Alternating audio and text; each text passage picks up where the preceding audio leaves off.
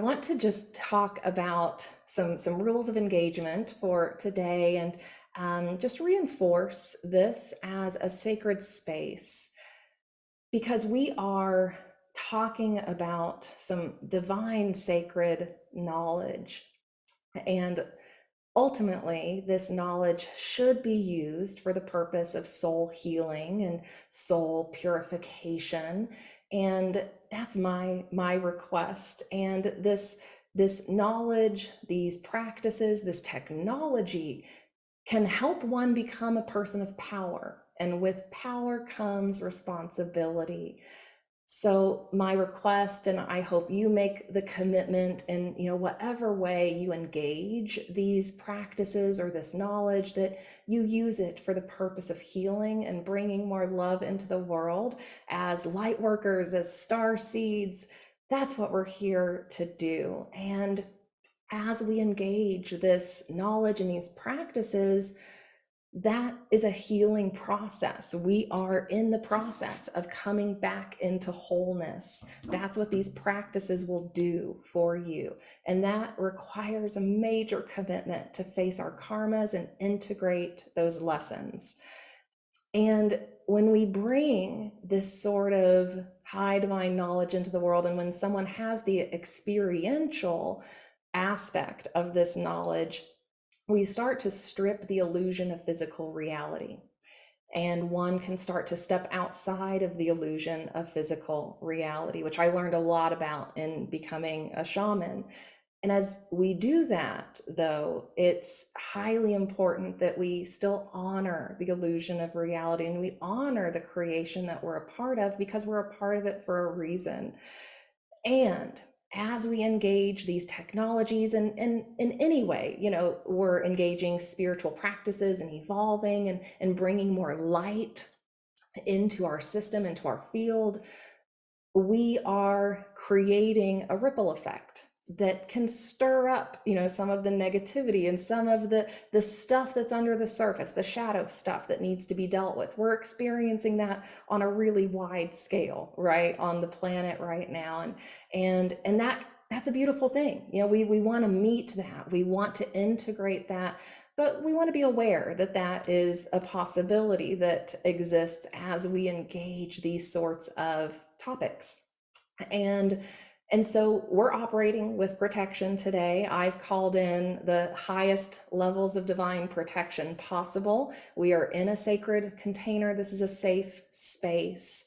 And as we engage this knowledge, if we meet negativity out in the world, it's important that we meet that with love.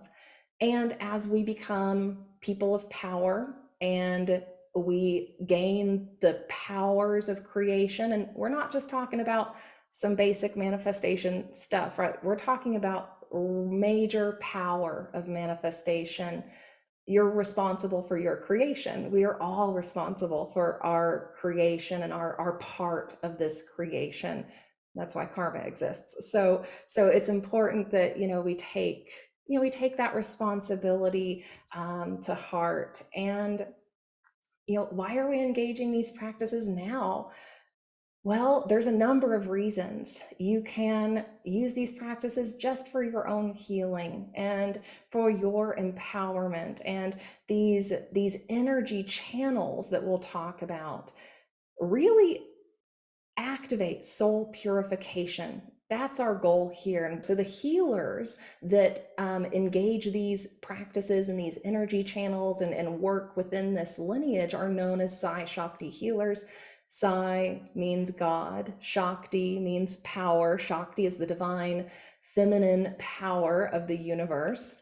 And so you could engage these practices for that purpose as well. And we'll talk about resources at the end of our conversation if you want to go down that path. And ultimately, these are practices that help one become a spiritual master and step into that level of mastery. And we can reawaken so much of our own ancient wisdom and our own soul's knowledge by engaging these sorts of technologies. And what is beautiful about these practices in particular is that they're primarily centered on working with the divine feminine power of the universe, which we'll talk more about. So there are a number of reasons to be engaged here, to utilize these practices for your own empowerment, for the purpose of supporting others in their own healing. And Sri Kaleshwar, when he was on the planet, talked about how he didn't want to just make a bunch of healers, he wanted masters. And that's what I want for you too, because we are here at a time where there are so many humans, so many souls in human bodies who are ready for that level of mastery, who are ready to step off the wheel of karma and become those empowered agents of change on this planet. And so many people are already doing that, and these practices take it to the next level. And we're changing eras right now. So when we are in the process of changing eras on the planet, we are engaging in a karmic completion process. And we can think of that as one giant karmic completion process for the 24,000 year cycle that we go through on Earth. And we can also think about it as karmic completion processes for each era within that 24,000 year period. So anytime we are finishing up a 24,000 year period, which we are right now, and we're finishing an era, we are engaging in major karmic completion cycles, which means a lot of souls on the planet right now have the opportunity to engage in deep karmic clearing. And when we do that, we have the opportunity to become free of the illusion of physical reality in this lifetime. We step off that wheel of karma, and life looks a little different. And so ultimately, that process of spiritual mastery is a game of integration. It's a game of integrating all of our past experiences from this prior era. It's a game of integrating all aspects of the Divine Mother and Divine Father. And you've heard of archetypal energies, and you've heard of the different, goddess figures that have, been part of our history here on Earth and our mythology. Those are all of the energetic aspects of the Divine Mother and Divine Father, the Divine Mother and Divine Father being God, the ultimate creator of this illusion that we're a part of. And so when we start to understand the expression of those archetypal energies and the expression of those mother and father energies in the creation, and how those are showing up in us, how those are playing out in our lives, in this life and past lives, and we can integrate that, that is part of our process of coming back into wholeness. And so, for all of us, that is a process that happens over multiple lifetimes. And again, because of this particular point in history that we're at, we have an opportunity to speed that up and do a little bit more of that in one lifetime, and put a bow on all of the experiences that we've had in this previous era and this previous cycle. Okay, so I want to pause here and just share a little bit about my evolution and my process of engaging what we've just talked about there, and the process of coming into this knowledge. So my awakening has very much been guided. I am a soul on the planet who has had many lives in other civilizations that I have remembered and integrated. I've experienced an explosion of creativity and some heightened levels of manifestation that have been quite extraordinary. So we'll talk more about what's possible. But how I found this information is related to a dream that I had as a child. So this is part of my journey of understanding more about my soul and where I'm from, and what that ET contact had been about in the early stages of my awakening. And I had a recurring dream of a red rose in space between the ages of 4 and 5. And this would happen over and over and over and over. And in my regression with Barbara Lamb, she regressed me back to the first night of that dream. That was not a dream. It was a screen memory for ET contact that was occurring. It was a screen memory for the star system that my soul feels most at home in. And it was a screen memory for me and what I might end up doing in this life that would give me a lot of programming. And my soul chose a lot of past lives for this series of incarnations that would set me up with all of the limited programming, all of the negativity, all the stuff we're trying to clear. I got a lot of it in this one life. And so I got to see myself on the ship deciding that. And for the very specific reason of understanding the polarities that we're dealing with on this planet, understanding the distortion that we're dealing with on this planet, and learning how to balance it. So in that regression, I got access to a clue. And I'll talk a little more about clues and the way consciousness works, because we all have left clues for ourselves. And we can tune into those clues to navigate our way to our destiny, to the place our soul is meant to be in this life.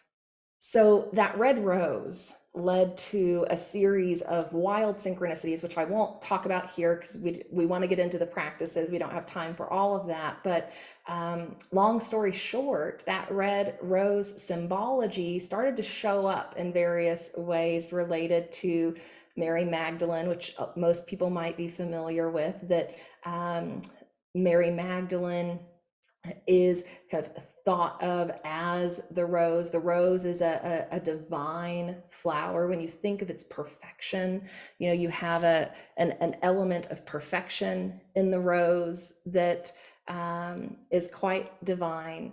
And so we associate the rose with the divinity of Mary Magdalene, and in some cases Mother Mary. And this series of synchronicities led me to a course that Marguerite Rigoglioso was offering not long ago.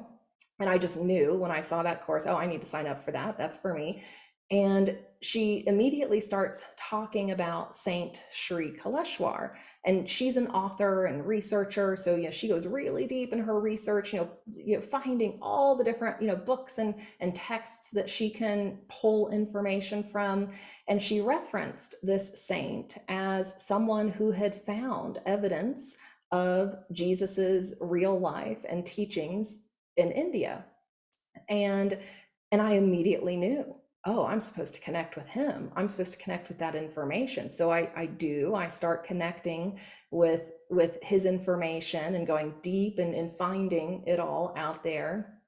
And ultimately, what I find is this set of spiritual technologies that I start engaging, and very quickly, my soul knows I'm supposed to go all the way. Like, I'm supposed to take it all the way and do them all, and be fearless about it, because as we engage these practices, it stirs up the stuff we need to deal with.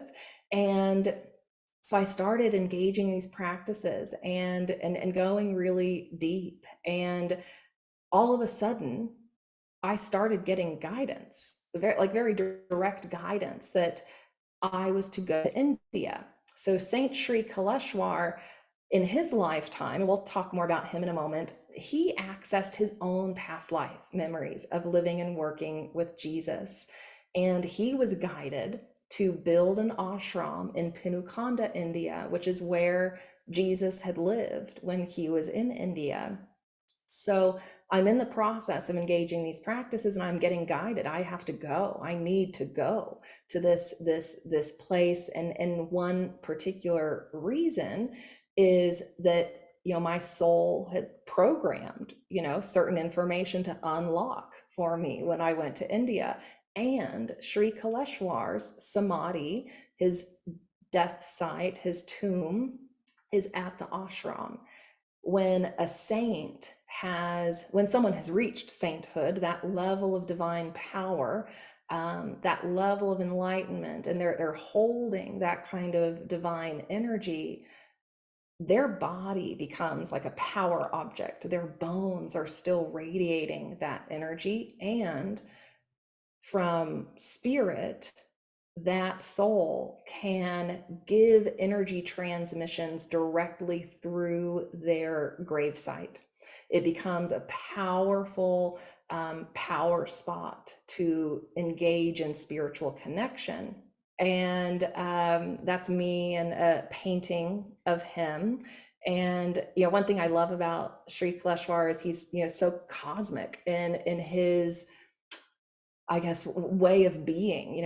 I didn't get to meet him in the physical in this life. I came along after his death, but in just reading his words and reconnecting with his energy, it's very clear that he understood his cosmic connections in ways that maybe some other yogis and swamis might not have. So I went to India recently to reconnect with this divine lineage, to connect with Sri Kaleshwar and his master, Shirdi Sai Baba. And I'll share just a little bit more about them in a moment, and why it's important to be connecting with them in spirit. Again, becoming the new human is just about creating heaven on earth. We have the choice. We have the choice as to how we're going to create, how we're going to engage the creation, the illusion of this physical reality. And we're learning a lot about the choices we've made on earth. And so this path of becoming the new human is about shifting and changing our energy fields in a way that allows us to operate in a completely different way. And the new human is a spiritual master who is free from karma and free from negative programming and free from negative limiting beliefs. And when we have done that, then we're operating in harmony with nature, and we are activating heightened perception and multi-dimensional awareness, which a lot of humans are already accessing. And as we go further on this path of mastery and engaging these sorts of practices, we have the ability to activate even higher level supernatural abilities. And this is also about becoming a human that ages youthfully and dies consciously and transitions out of the body in a highly conscious way. And ultimately, as we do this process, it's about then ascending to new physical experiences. We step off this wheel of karma that we're in as a human on earth, and maybe go on to some different experiences. So the high level steps, and there are a lot of steps involved in doing this work, but this is the high level overview of how we do it. We identify those negative programs, the karmas that we're carrying, the distortions that we're carrying, any blocks we have, and we engage deeply on clearing that energy. And when we do that, then we have the ability to bring in light and bring in divine energies that repair our energy field and upgrade and transform our energy field. And we have to get really in tune with nature and the elements. And ultimately, as we go through this process of clearing all that negative programming and clearing the distortions, we can arrive at a place where we have cleared so much of the human drama out of our psyche, out of our field, that we can engage in an ego death and really operate from our divine desires, from our soul's desires, not from our ego's desires. And we need to go through the process of deepening our connection with the elements in nature, which these practices help you do. There's a very specific set of practices for gaining connection with the elements. And then we need to balance heal and unite those masculine and feminine energies within us, which awakens our kundalini. When we are operating in a balanced way, that gives us the ability to activate that kundalini energy. And then we need to program ourselves with divine truth, with what the actual truth of our reality is, how this reality operates. And once we've reprogrammed ourselves, once we've activated that kundalini, balanced those energies, deepened our connection with the elements in nature, we can then activate heightened creation abilities from divine union energies. So how do we do this? This is deep embodiment of divine wisdom. We can intellectualize a lot of stuff. Like we can intellectualize a lot of knowledge, a lot of wisdom without deeply embodying it and like at a cellular level knowing it. So that's the process we're engaging here. And when we do that, when we engage all these processes, we're repairing our divine blueprint. You have an energy field. That energy field is a blueprint for how your body, how your physical life will play out, how your body will regenerate. And when we have karmas, programmed in our energy field, when we have negative beliefs, limiting beliefs, that's distorted our blueprint. And so we're repairing the divine blueprint. We are coming back into alignment with that divine blueprint. And this is a process of deeply facing our fears, facing death, not being afraid of that. It's about learning and engaging the process of co-creation and engaging the archetypal energies and the forces of nature that are available to us. And these practices help us connect with those.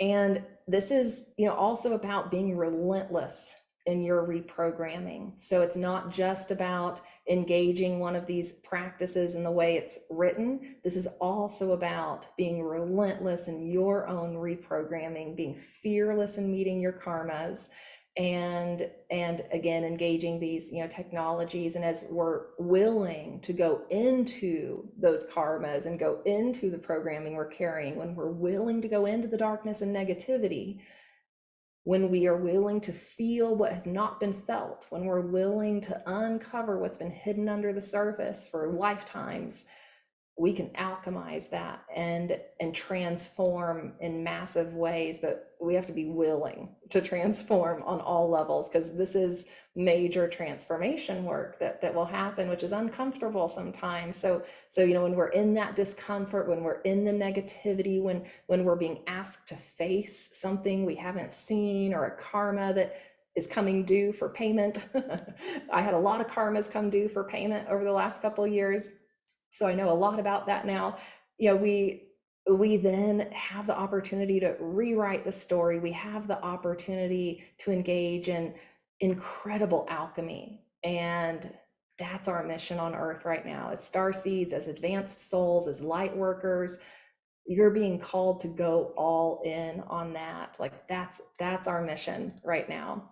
So just to recap, what we're talking about here is moving from lower vibrational expressions of energy to higher vibrational expressions of energy. And that is a process. That takes work, that takes constant reinforcement, that takes all the things we've been talking about. And it is a process of going from unconscious reactions to highly conscious reactions and behaviors.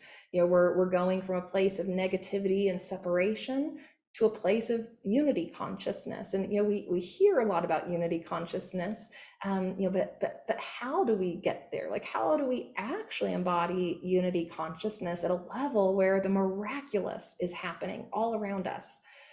And so this is about moving from fear to trust, and moving from our lower desires to our more divine desires. And this lineage helps us do that. So now we'll get into the lineage and the practices. So this is the divine lineage here on the left. Sri Kaleshwar, Saint Sri Kaleshwar, who left Earth in 2012, and Shirdi Sai Baba, his master and guru, who lived earlier. They did not meet in the physical. And then Jesus Christ and Mother Mary. So we have a really interesting intersection of Hindu spirituality and Christianity here. And Sri Kaleshwar, at a really young age, was displaying high divine supernatural abilities. They were already turned on in him in some ways, but he needed some help turning on all of them and getting to that ultimate place of being able to demonstrate thousands of miracles in his lifetime. So Sri Kaleshwar, as a young man, met Shirdi Sai Baba. Shirdi Sai Baba lived in the late 1800s and early 1900s. He was also an Indian saint who performed many miracles. And one day, Shirdi Sai Baba showed up and presented himself to Sri Kaleshwar and started telling Sri Kaleshwar, as a young man, I'm going to guide you and I want you to follow my guidance. You're meant to be a spiritual leader. You're meant to engage these practices. You're meant to demonstrate these sorts of abilities. And Sri Kaleshwar is like, who are you? Get out of here. Like a spirit just shows up. And long story short, Sri Kaleshwar, gives in and starts following his guidance. And he was guided to uncover these practices that we're about to talk about. And he was ultimately guided to start an ashram in India, in Pinukonda, which we talked about, and to merge Hindu-based spirituality, which has a lot of really important wisdom contained within it, and the spiritual practices and technologies of Jesus and the Holy Family. So there's a Jesus temple at his ashram, which is a little unusual for India, but this beautiful intersection of Hindu spirituality and Christianity in a sense. And he started a soul university. On the right there, some of you might recognize our friend Alan Steinfeld. Alan met Sri Kaleshwar. They spent some time together back in the 90s.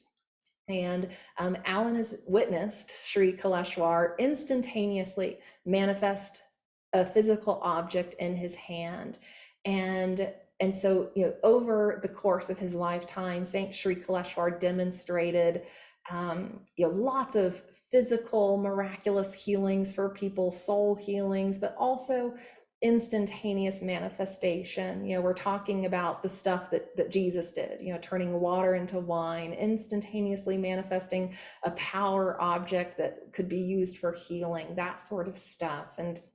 And his focus was recognizing and understanding how to work with all of the energies of creation, which is important for becoming a spiritual master, but really connecting with the divine feminine power of the universe. And in his lifetime, he performed tons of charitable works and still does. His ashram continues that today. And he left behind an extraordinary legacy of healers and students and people, souls coming into the planet now who are finding him after his death. Now that these practices and this knowledge has been dissected and documented well enough and integrated by those who received it directly from him, so that it's now ready to be a little more broadly distributed. And as I said, Sri Kaleshwar was guided by Shirdi Baba to unveil and find Jesus's spiritual practices in the ancient Indian palm leaf manuscripts, and found evidence of Jesus's time there. And as Sri Kaleshwar, engaged these practices, went deep in his meditation practice, accessed past life memories, he accessed some memories of being with Jesus and recognized that his mission and his commitment from that life back then was to bring this information forward during his life now in modern time. And he also unveiled the information about the womb and the power of the womb in the creation process, and the fact that Mother Mary was one of the most high divine saints to have ever walked the planet. One, to have been able to bring Jesus into a body in this world, and then 2, to support him in the resurrection process. So, we're talking here about the power of creation. And, I've referenced technology a couple of times. I think it's really good for us to think about these as spiritual technologies because they are, again, for that purpose of coming back into unity energies. So you can think of any of our limiting programming, limiting beliefs, karmas, all that stuff that we're carrying as energies of separation, keeping us in the illusion of separation. And when we engage these technologies, we're going to bring in divine energies that are the energies of creation and the energies of unity. So separation energies, energies of destruction, the divine energies, energy of harmony, cooperation, bringing that balance into our field, repairing our divine blueprint, energies of unity. And these practices can help one reach a state of bliss, a state of ultimate enlightenment. Enlightenment is a state of bliss because we've transcended so much of what kept us in those lower, vibrational expressions, or those lower emotions. And so there's a process of finding some detachment, to physical reality. That's partially what the ego death is about. It's about detaching, from our ego desires. And again, once we've done that, we can activate, heightened supernatural abilities. During his lifetime, Saint Sri Kaleshwar found in the ancient Indian palm leaf manuscripts, which you can Google and find more information about, but not all of them had been translated by the time he came along. There's still huge libraries like in Tibet that haven't been fully translated. So when you think about all of the wisdom and knowledge and practices that are still out there that we haven't tapped into, it could be extraordinary. And what he found is he started diving into translating some of these manuscripts were these mantra and yantra systems. And these systems, when used together, open up these high divine energy channels. And they're written in the language of Telugu. So if you engage these mantra systems, you're going to learn a little bit of Telugu. And again, these are meant to just bring your energy field back into its perfected divine blueprint, whatever that is for you in this lifetime, like whatever your soul's highest potential is, your soul's highest expression of itself in this lifetime. These channels can help you return to that. So what we're talking about here with mantras can be thought of as the sounds of God. Yantras can be thought of as the physical blueprint of the sounds of God. And what's different about these mantras, because there's a lot of mantras out there, like I engaged a lot of different mantras before I found, this set of technologies. But what's different about these mantras is they use bijaksharas or bijas. Bijas are the root sounds of creation. A lot of you are familiar with, frequencies, and you can think of, those high divine frequencies, the frequencies that give rise to divine order, as bijaksharas. So these are the primal energies of creation that are contained within these mantras. So we're talking about some of the most powerful mantras that are available to us. Jesus was a yogi. He was a master. He was an advanced spiritual practitioner. He understood these divine energy channels, these mantra systems, these yogas, and was able to engage them during that horrific event. And his disciples, Mother Mary, Mary Magdalene, were also able to engage these yogas during that event to support him.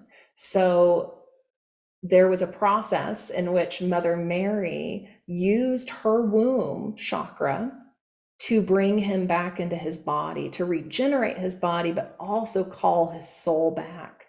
If you're interested in engaging these processes, is the womb chakra, mantra and yantra system.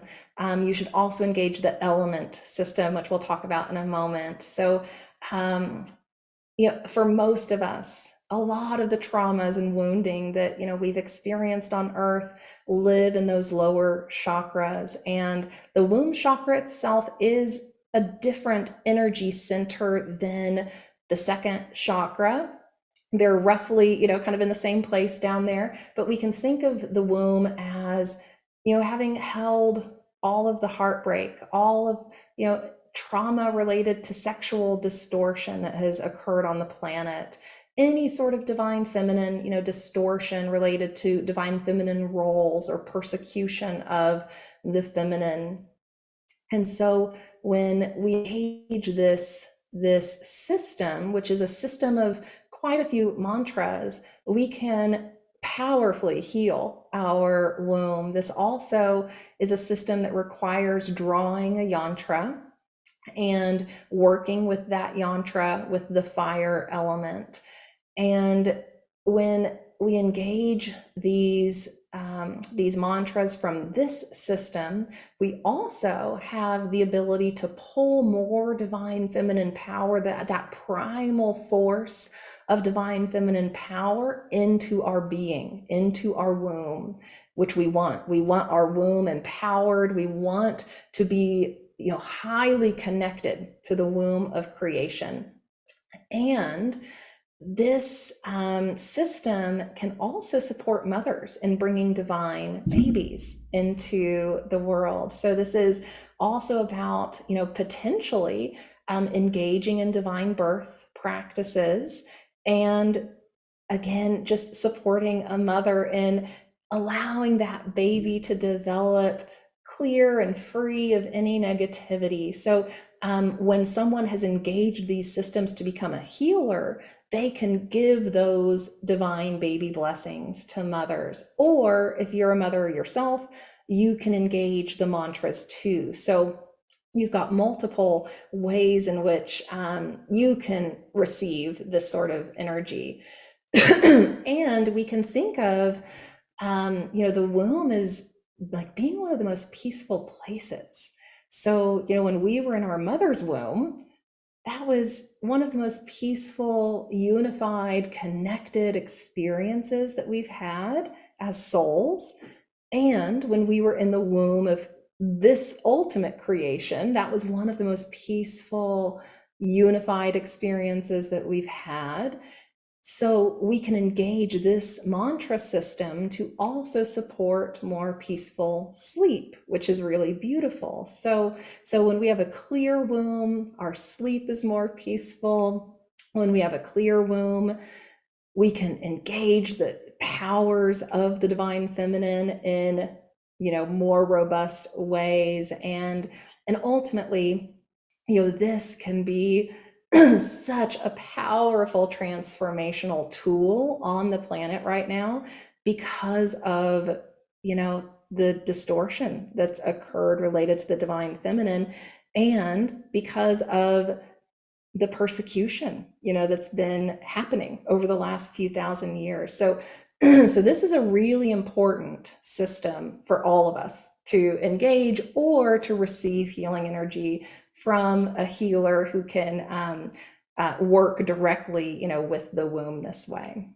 So I mentioned the element mantras, and the elements most of us are familiar with, but we often don't think about the fact that if all of this is made up of the elements, we are made up of the elements, and the elements, bring harmony to our energy field. When they're in balance, we're in balance.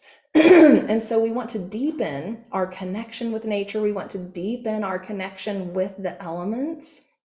And what's possible is getting to a point where we're so connected with the elements and we've increased our spiritual power, our personal power, our soul's power in a way where we can command on the elements.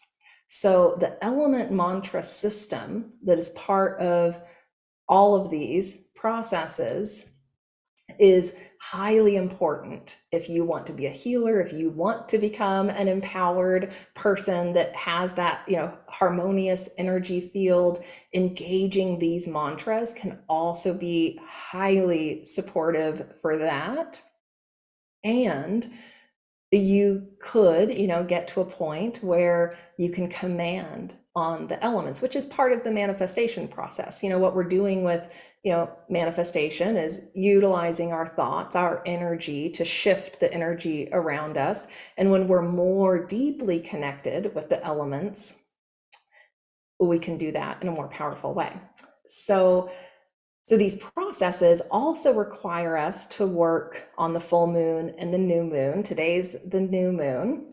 So later I'll be drawing some yantras and doing some fire ceremony. And this is something I did a lot of in shamanic practice as well. So the practice of working with fire in a sacred way, and writing and drawing sacred symbols and geometric structures is something that a lot of cultures have engaged in. And when we connect the yantra with the fire element, we can engage in more powerful purification processes. So what we're doing with these processes is, again, powerful purification and utilizing the elements as much as possible to support that process. And then within the palm leaf mantra systems, there's a set of yogas called the Paramashiva Yogas. And these are yogas that will help you go all the way to that place of spiritual mastery. They're going to help you with healing any fears, any blocks that you have. And there are mantras that support connecting to divine souls or masterful level souls. And within this volume of yogas, there are more mantras for affecting the elements within you and without. And ultimately, these systems, as you progress through them, take you to the point where you could have a more direct connection, communication, or potentially a darshan, seeing the Divine Mother and Father in physical form. But these yogas are focused on working specifically with the sun and the moon. If you follow me on social media, you might have seen me post a Grand Canyon trip that I did recently on my 36th birthday. I did a sunrise meditation up there and was doing some of these processes.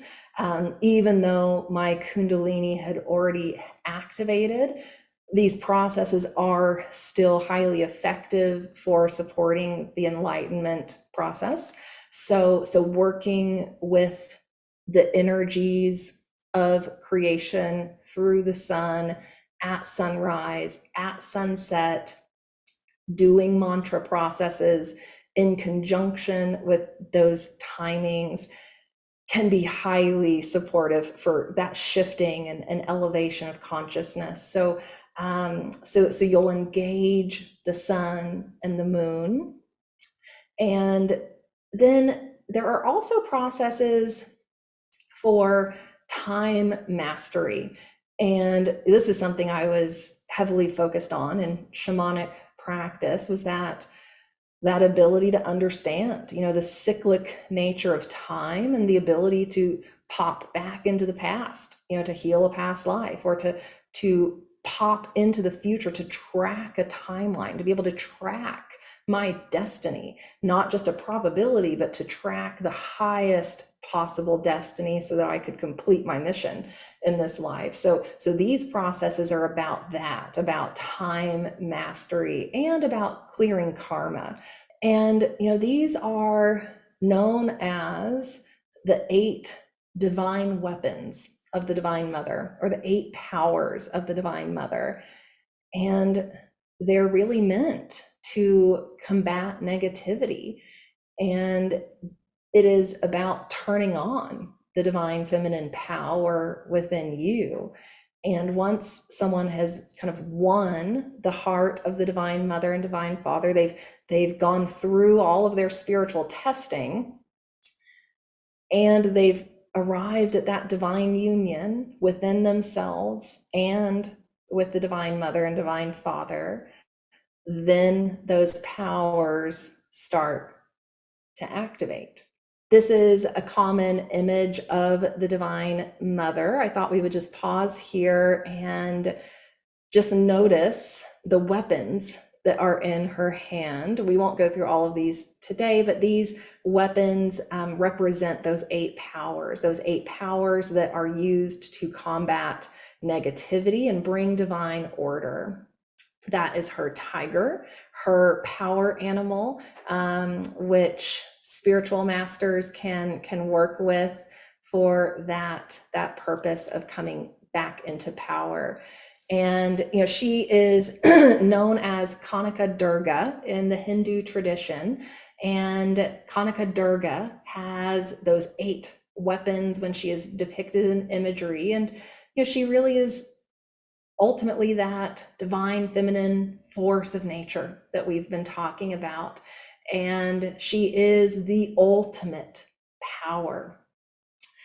At the end, we'll wrap up with a short Divine Mother meditation where I'll share another image that kind of represents her power in relation to the other forces of nature.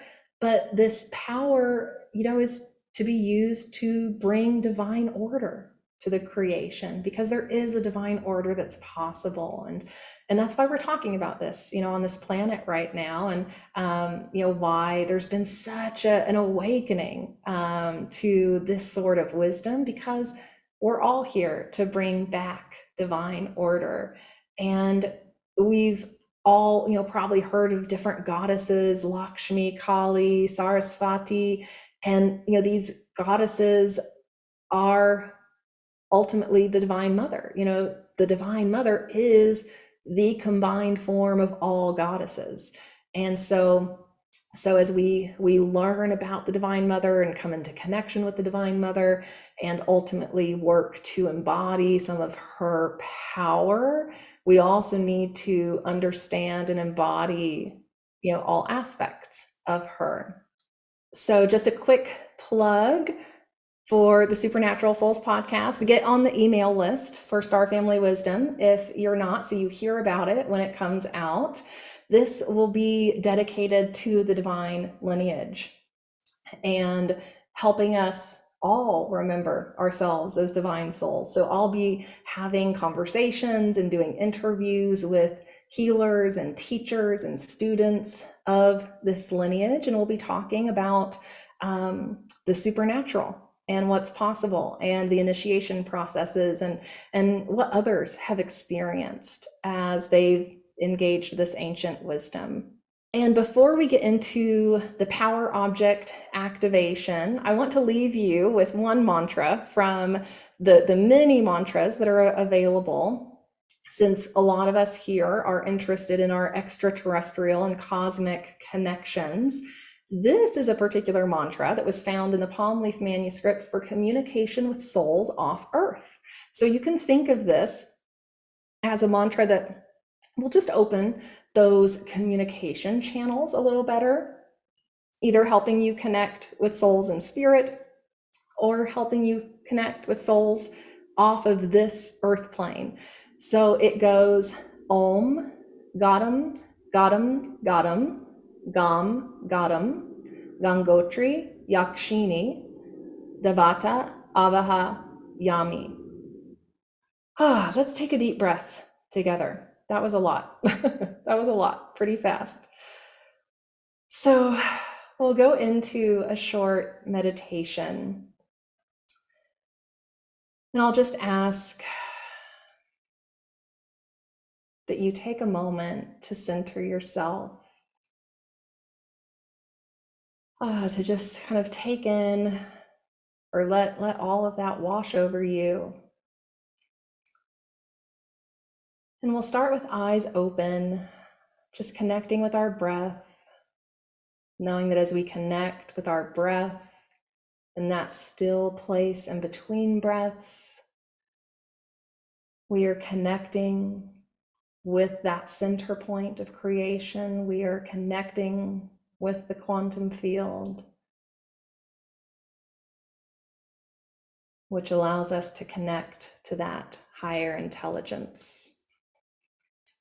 And just staying connected with the breath now, allowing yourself to gaze at this image of Mother Mary and Jesus. This is a power object that I believe is at the Vatican. Just allowing yourself to reflect on the power of the Mother.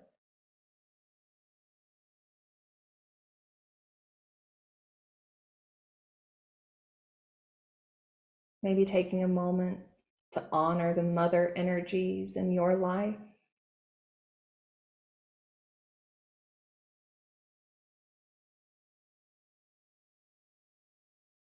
Honoring all of the souls who have played a mother role in your life. Knowing that you can come back to this at any time. We'll now move on and work with the Divine Mother herself and start to set an intention. On the next slide, you'll see an image of the Divine Mother,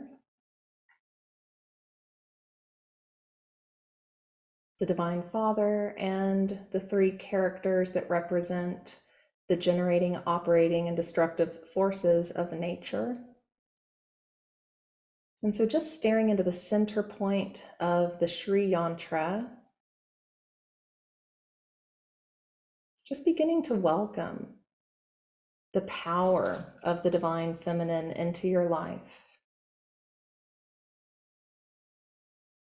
Offering gratitude for all that has been created in your life. And so just sending those intentions into that center point of creation, placing those intentions into the womb of creation now.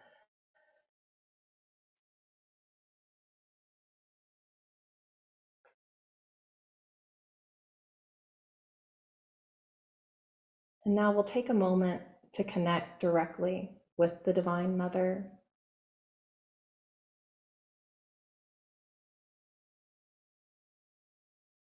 Thanking her for the powers of creation that she's already gifted us with.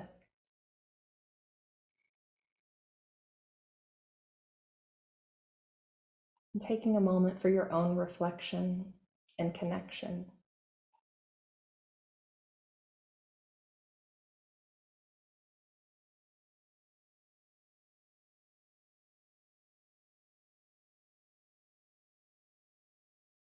And just closing this meditation with any asks you might have of the Mother, any asks you might have of the Divine Masters of this lineage, any help or support you might need or want to receive in your life now.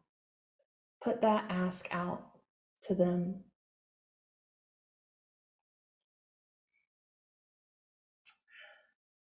Thank you all. Thank you for your attentiveness, for holding sacred intentions for this conversation, for allowing me to share about my journey and what I've experienced, for being open to inviting this lineage into your life, for being open to evolve and transform just by being willing. Like, you're doing huge work, and I'm just so grateful for us all who are doing that work here on earth.